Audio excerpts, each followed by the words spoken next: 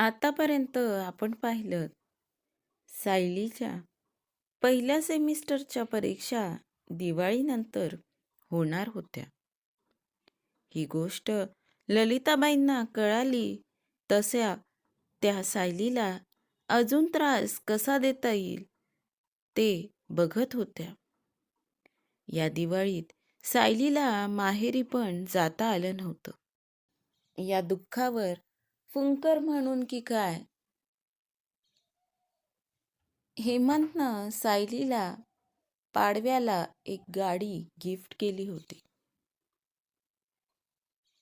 गाडी बघून सायलीला अतिशय आनंद झाला होता. पण ललिताबाईंच्या चेहऱ्यावर मात्र चिडके भाव होते. पाहूया पुढे धाकटी सून भाग 11. कशाला हवी रे गाडी? आणि ही गाडी चालवणार का? आता तर काय गाडीच मिळालीये.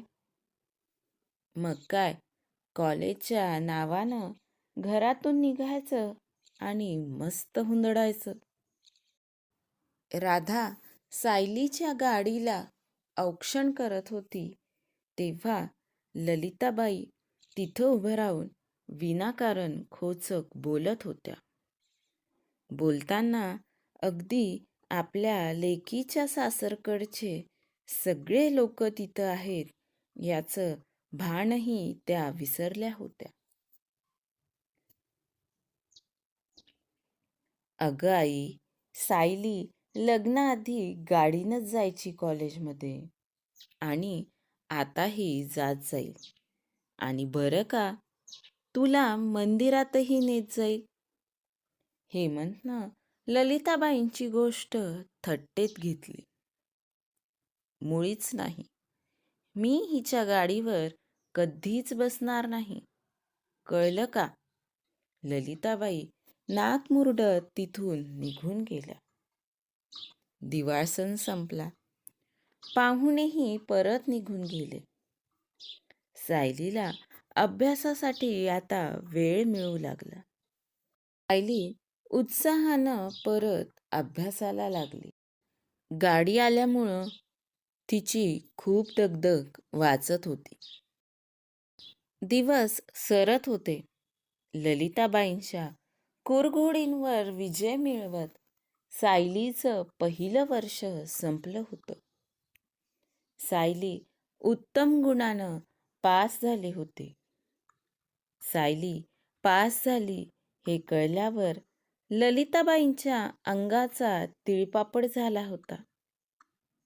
ललिताबाई सायलीला हर एक प्रकारे त्रास देऊन बघत होत्या.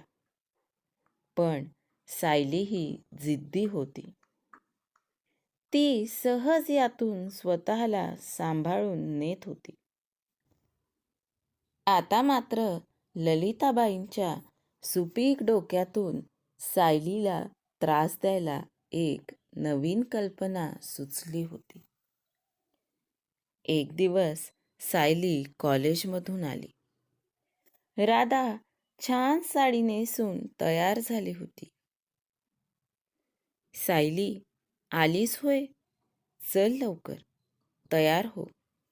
आपल्याला बाहेर जायचंय, राधा म्हणाली. कुठं जायचंय राधाताई? सायलीनं विचारलं. अगं, त्या पलीकडच्या दळवी काकू नाहीत का? त्यांच्या सुनेचं डोहाळ जेवण आहे, राधा म्हणाली. तिला कशाला चल म्हणतेस?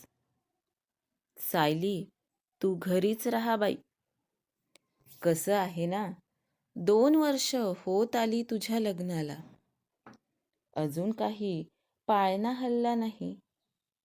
उगीचच कुणी वांझोटी म्हणायचं. त्यापेक्षा तू घरीच राहा. ललिताबाई जे बोलायचं ते बरोबर बोलून गेल्या. हो, तसंही तिथं येऊन साड्या, दागदागिने, तुझी सून खराब, माझी सासू खराब या असल्या विषयांवर चर्चा करण्यापेक्षा मी घरी राहून अभ्यास तरी करते. आणि हो, ज्यांना मी वांझोटी आहे असं वाटत असेल त्यांना सांगा, मी स्वतःच्या पायावर उभी राहिल्याशिवाय मूल होऊ देणार नाहीये. सायली पण आता शेराला सव्वा शेर झाली होती.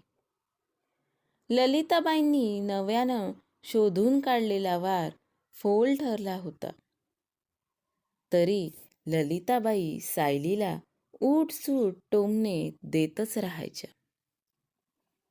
सायलीच्या कॉलेजचे शेवटचे 3 महिने राहिले होते. गावाकडून पाटलांच्या मुलाच्या लग्नाची पत्रिका आली होती. पाटील आणि जहागीरदारांचा आधी खूप घरोबा होता. ललिताबाईंनी सगळ्यांना सोबतच लग्नाला जायचं असं फर्मान सोडलं. राधा तर खूप आनंदी झाली होती. कितीतरी वर्षांनी तिला असं कुठंतरी बाहेर जायला मिळणार होतं. सायली मात्र शांत शांत होती. लग्नासाठी गावाकडे जायचा दिवस जवळ येत होता. राधा ललिताबाई सांगतील तशी तयारी करत होती. ललिताबाईंनी खास ठेवणीतल्या भरजरी साड्या बाहेर काढल्या होत्या. दागदागिने काढले होते. या सगळ्यात सायली मात्र शांत होती. तिची कोणत्याच प्रकारची काहीच तयारी सुरू नव्हती. हेमंतनं तिला विचारायचा प्रयत्न केलाही, पण सायली काहीच बोलत नव्हती.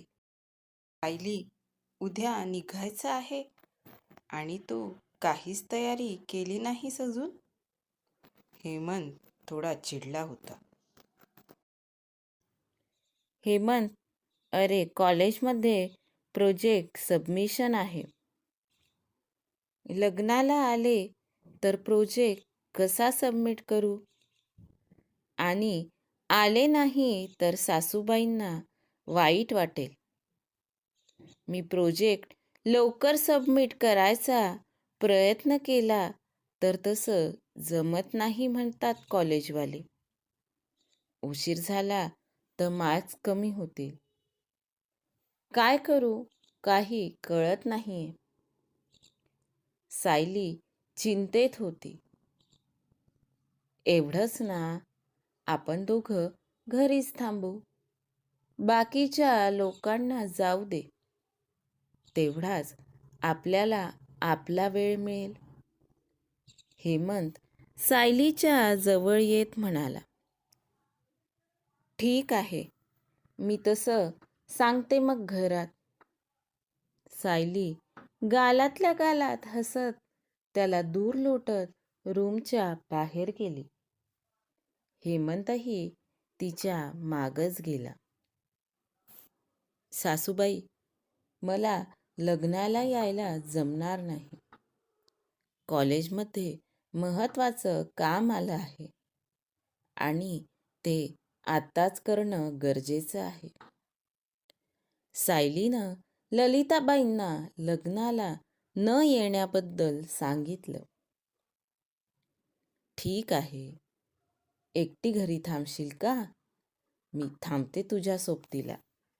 बाकीचे जातील, ललिताबाई म्हणाल्या.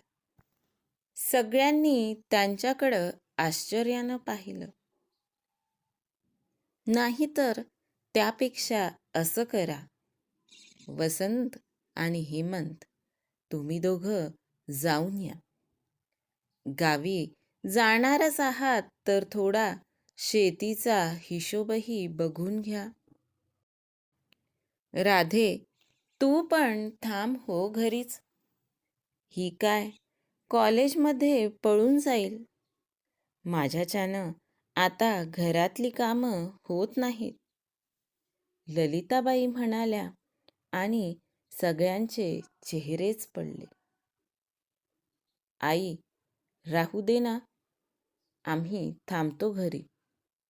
तुम्ही सगळे जाऊन या, हेमंत म्हणाला. राहू दे, तसंही मला प्रवासाची दगदग झेपणार नाही.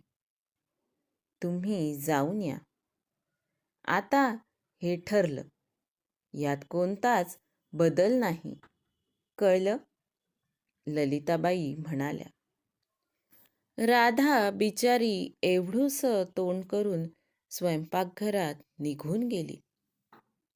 राधाचा चेहरा बघून सायलीच्या मनात अपराधीपणाची भावना निर्माण झाली. ललिताबाईंनी सायलीमुळं राधाचंही गावी जाणं रद्द केलं होतं. खूप दिवसांनी का होईना बाहेर जायला मिळतंय याच आनंदात राधा होती. पण तिच्या आनंदावर ललिताबाईंनी विरजण टाकलं होतं. राधा खिन्नपणे स्वयंपाकघरात गेली. राधाताई, सॉरी, माझ्यामुळं तुमचं जाणं कॅन्सल झालं. मी खूप प्रयत्न केले दोन्ही गोष्टी मॅनेज करायच्या, पण नाही जमलं.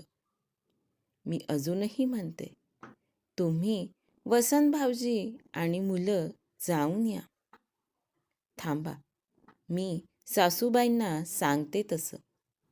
सायली लगेचच राधाची माफी मागायला तिच्या मागं गेली आणि राधाचा हात हातात घेऊन बोलू लागले. राहू दे सायली, तुझी परीक्षा महत्त्वाची आहे.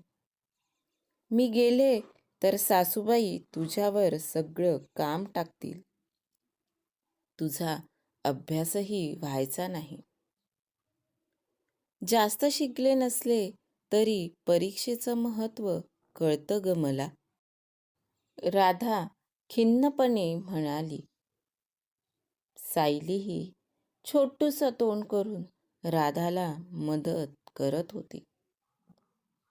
दुसऱ्या दिवशी सकाळीच वसंत आणि हेमंत कारनं गावाकडं जायला निघाले. इकडं सायलीचं कॉलेजमध्ये सबमिशन होतं. तिची त्यासाठी धावपळ सुरू होती. नेहमीप्रमाणे आपल्या मनातल्या इच्छा मारून राधा हसतमुखानं घरातले सर्व कामं करत होती. काय होईल पुढे? कसा असेल सायलीचा पुढचा प्रवास? जाणून घेण्यासाठी ऐकत रहा कथामालिका धाकटी सून. आजचा भाग कसा वाटला कमेंट करून सांगायला विसरू नका. आणि हो, कथेच्या पुढच्या अपडेटसाठी चॅनलला नक्की सबस्क्राईब करा.